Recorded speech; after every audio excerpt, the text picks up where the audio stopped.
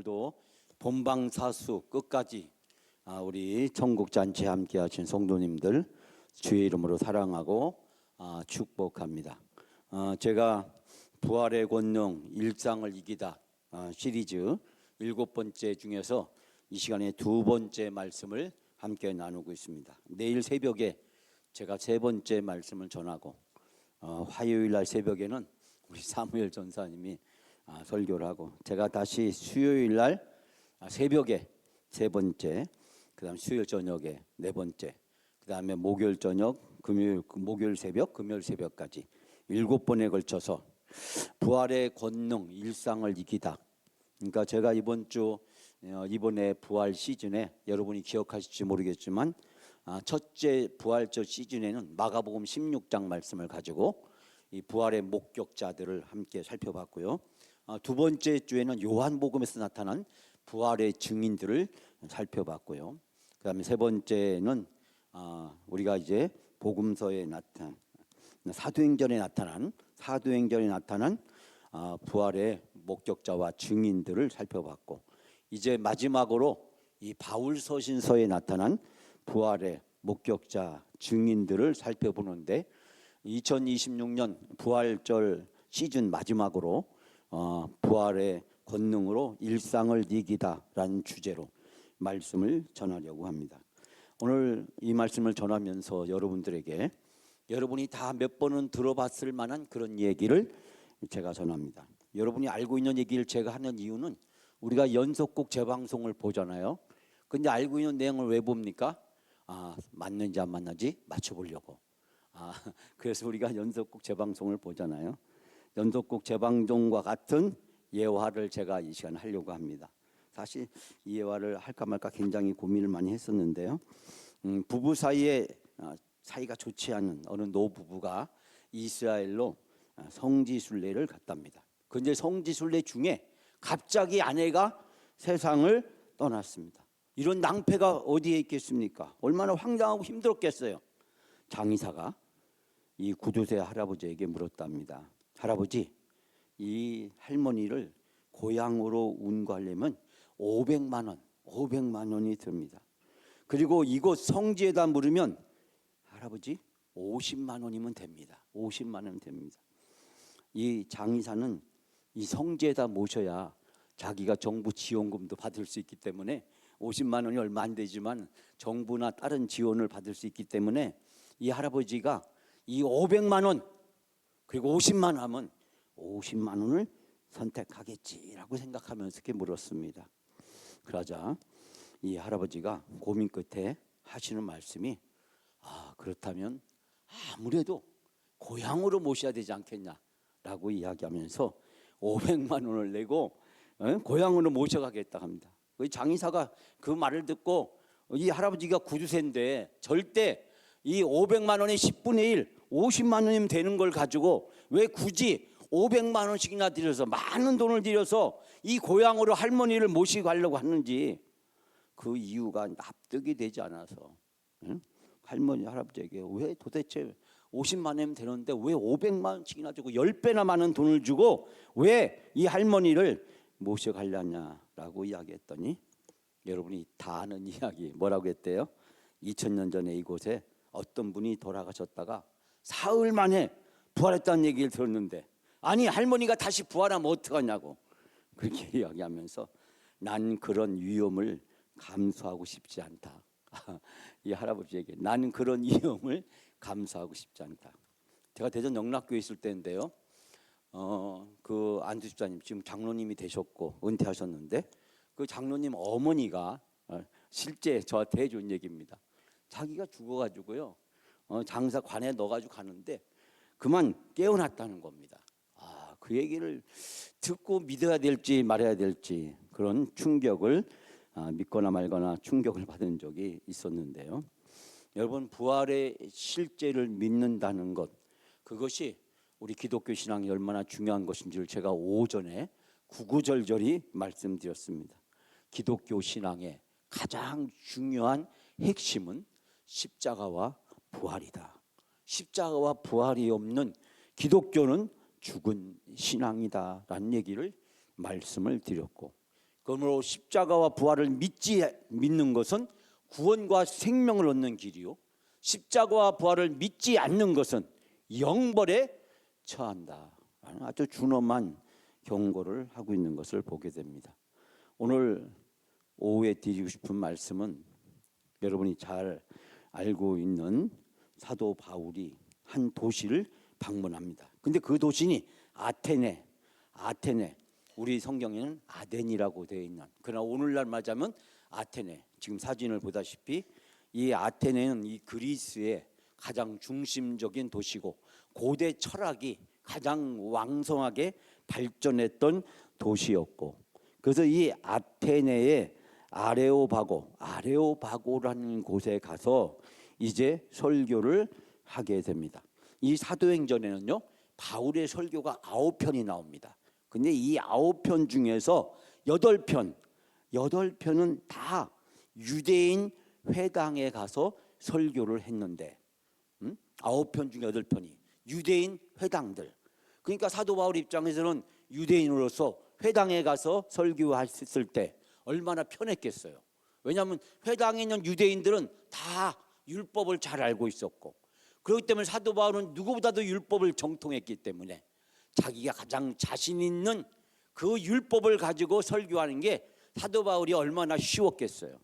그런데 오늘 이 9번째는요, 유대인이 아닙니다. 그리고 회당이 아닙니다.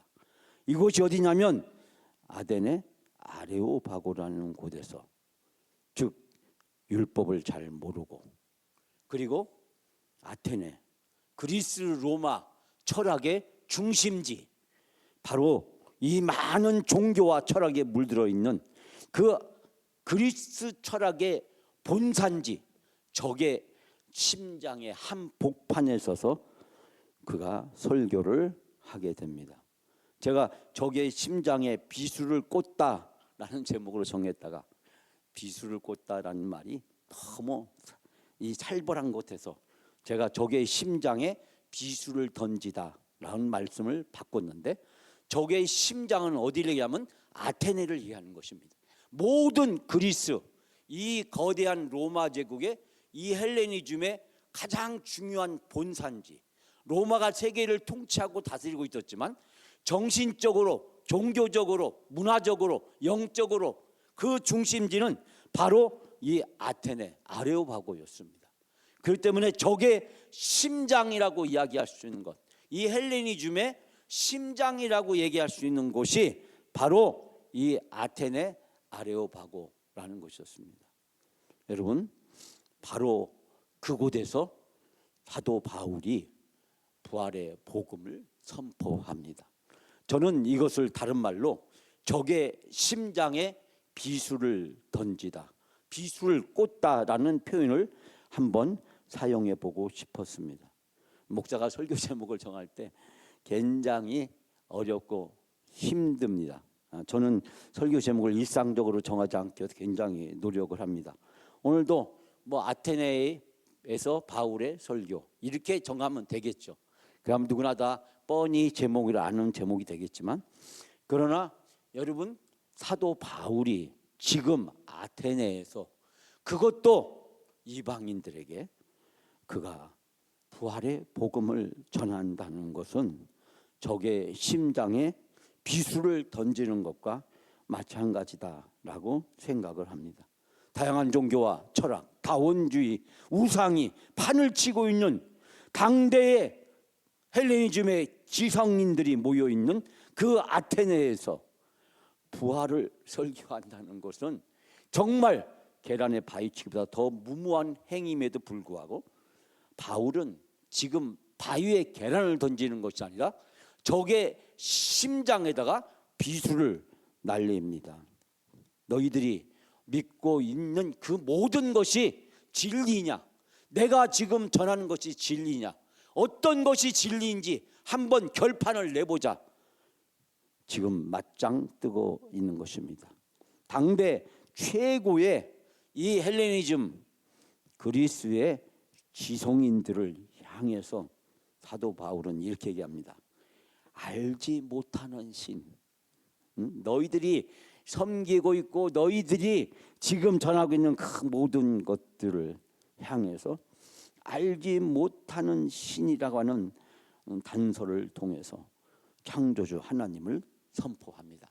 너희가 모든 것을 다 알고 있고 가장 똑똑하고 가장 잘났고 가장 능력 있다고 하는 바로 그 헬레니즘 문화의 심장부, 그리스 로마 철학의 중심인 아테네, 적의 심장부에 가감히 복음의 비수를 내어 던집니다.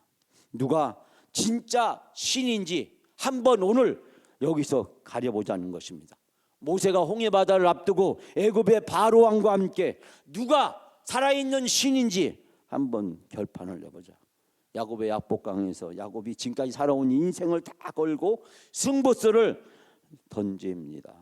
엘리야가 갈멜산에서 모든 것을 다 걸고 승부수를 던집니다.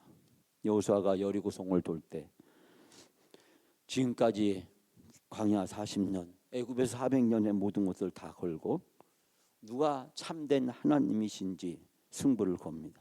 다니엘이 사자굴에 던져질 때 다니엘은 하나밖에 없는 목숨을 걸고 하나님이 참된 하나님인지 아니면 바빌론의 왕이 참된 신인지 승부를 던집니다. 에스더는 죽으면 죽으려고 금식하고 나가면서 내가 금식하고 기도한 하나님이 참 신인지 아닌지 승부수를 던집니다. 여러분, 우리가 인생을 살아가면서 때로는 우리가 예기치 못했던 그러나 승부수를 던지는 그런 상황에 직면하게 됩니다. 2026년 부활절은 우리에게 무슨 의미가 있을까요? 매년 봄만 되면 돌아오는 절기, 그 부활절. 올해도 또 지나갔구나, 이제 이번 주만 지나면 끝이구나 라고 생각할 수 있는 그 부활절 마지막 자락에 한 번쯤은 우리가 부활이 도대체 뭘까? 부활이 나에게 도대체 무엇을 의미할까? 부활이 나의 인생에 도대체 어떤 영향을 주고 있는 것일까? 오늘 주신 말씀을 통해서 세 가지를 생각하고 세 가지 반응을 우리가 잠깐 살펴보려고 합니다. 여러분, 오늘 주신 말씀에 먼저 22절, 23절 말씀에 우리에게 이렇게 얘기합니다. 다 같이 22절 한 절만 다 같이 봉독합니다. 바울이 아레오바고 가운데 서서 말하되 아덴 사람들아 너희를 보니 범사에 종교심이 많도다. 아멘. 여러분, 바울이 이 아레오바고의 법정 가운데 섰습니다. 그리고 이 아테네의 시민들을 향해서 그가 이야기하기를 내가 여러분들을 보니 종교심이 많고 내가 다니면서 보니까 여러분이 예배하는 대상들을 살펴보니 그 중에서 23절에 알지 못하는 신에게라고 새긴 단도 보았으니, 아니 이 아테네 사람들이 여러 종교를 많이 가지고 있는데 이 바울이 아테네 이 거리 저 골목을 돌아다니다 보니까 어느 곳에 있는 한 신전을 보니까 그 신전에 뭐라고 쓰여져 있냐면 알지 못하는 신에게라는 이름으로 새긴 제단도 바울이 보았다라고 이야기를 합니다. 그러면서 하는 말이 여러분이 알지 못하고 예배하는 그 대상이 도대체 누구입니까? 여러분 도대체 알고나 예배를 드립니까?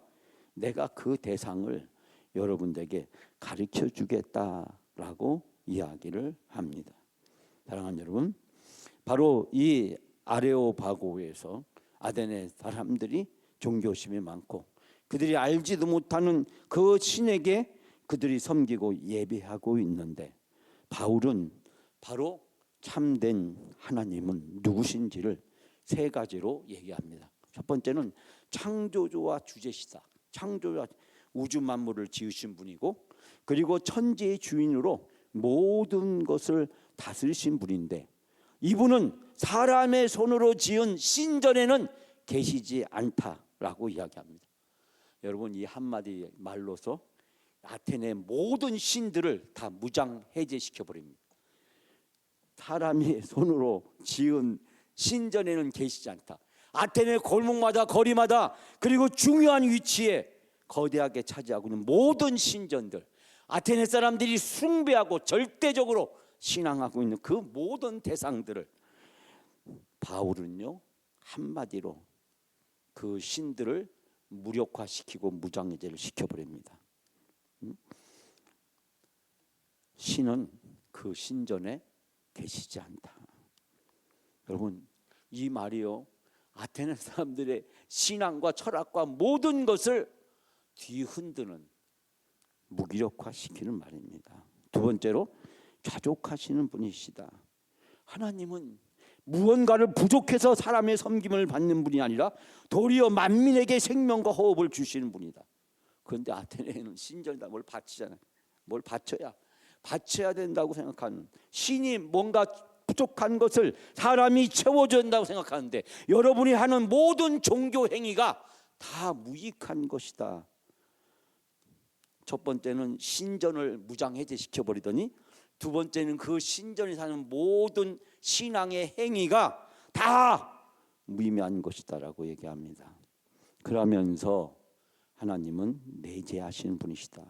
멀리 계시지 않고 우리와 함께 살며 움직이며 존재하시는 분이고, 우리는 그분의 소생임을 강조하면서 우상을 만들고 신전을 만들어서 뭔가를 바치고 하는 그 모든 행위가 다 어리석은 것이다 라고 선포합니다. 그러면서 바울은 이제 본격적으로 회개와 심판 그리고 부활의 메시지를 선포합니다. 여러분 30절 말씀, 30절 다 같이 한번 봉독합니다. 알지 못하던 시대에는 하나님이 간과하셨거니와 이제는 어디든지 사람에게 다 명하사 회개하라 하셨으니. 아멘. 하나님께서는 무지의 시대는 그대로 지나쳤지만 이제는 어디서나 모든 사람이 회개하라고 명하신다라고 이야기하면서 우상을 버리고 하나님께 돌아올 것을 촉구합니다. 즉 결단할 것을 촉구합니다. 여러분이 계속 그 우상과 신전에 빠져 있으면 하나님의 심판을 피할 길이 없다라고 이야기합니다.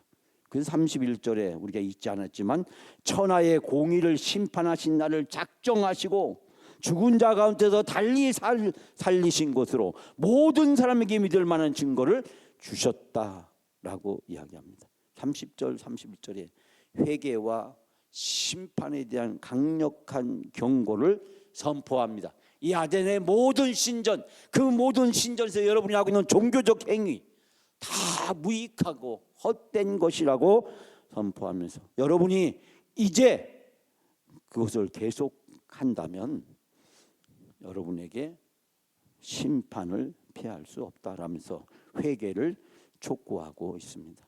사실 제가 오늘 전하고 싶었던 말씀은 32절에서 34절 마지막 끝자락에 있는 말씀입니다. 자, 여러분 오늘 본문의 말씀에서 바로 세 종류의 사람이 등장합니다. 32절에서 34절 마지막으로 우리가 다 같이 함께 봉독합니다. 그들이 죽은 자의 부활을 듣고 어떤 사람은 조롱하기도 하고 어떤 사람은 이에 대하여 내 말을 다시 듣겠다 하니 이에 바울은 그들 가운데 떠나매 몇 사람이 그를 가까이 하매 믿으니 그 중에는 아레오바고 관리 디오시누스와 디오드마라는 여자도와 또 다른 사람들도 있었더라. 여러분 오늘 본문에 세 종류의 사람이 등장합니다. 첫 번째는 비우는 사람입니다. 사도 바울의 메시지를 비웃고 조롱하는 사람들입니다. 이 사람들은 사도 바울의 설교와 메시지와 복음과 부활을 받아들이지 않는 비웃고 조롱하는 자들입니다. 두 번째는 미루는 자들입니다. 이 일에 대해서 내 말을 다시 듣겠다, 내가 다시 생각해 보겠다, 팔짱을 끼고 지금 있잖아요. 팔짱을 끼고 제가 AI로 다 그림을 그렸는데요. AI로 그려 오전에 오후에 설교에 나오는 이 그림을 그렸는데 의외로 그림이 잘 그려졌어요. 팔짱을 끼고 지금 그래 너 말해봐, 우리가 한번 들어보기는 할게. 그러나 그것을 내가 받아들일지 말지는 내가 생각해 볼게 라는 사람입니다. 비웃는 사람 사진 한번 보여줘 보세요. 바울의 이야기를 듣고 저걸 말이라고 하는 거야? 저걸 지금 말이라고 하는 거야? 삿대질하고 손가락질하면서 바울이 근거도 없이 지금 엉뚱한 얘기를 통해서 우리를 미혹하게 한다고 비웃는 사람이 있고, 마지막 세 번째로 믿는 사람이 있었다. 요 다음 사진일 겁니다. 믿는 사람이 있었다라는 것입니다. 아레오바고의 관리 다오느시와 그리고 다말이라는 여인을 소개하고 있습니다. 복음을 받아들이고 하나님께로 돌아왔습니다. 사랑하는 여러분, 오늘 설교를 마치면서 여러분에게 드리고 싶은 말씀은 바울이 직면했던 아테네, 바로 오늘 우리 시대와 똑같습니다. 다원주의 시대에 우리는 살아가고 있습니다. 많은 민족, 많은 종교, 그 가운데 속에서 많은 사람들이 참된 진리가 무엇인지 모른 채 방황하는 시대 속에서 살아가고 있습니다. 바울이 아테네에 방문했을 때 그 아테네의 다원주의 세계나 오늘 우리가 살아가고 있는 현대 이 다원주의 세계나 똑같은 상황에 직면하고 있습니다.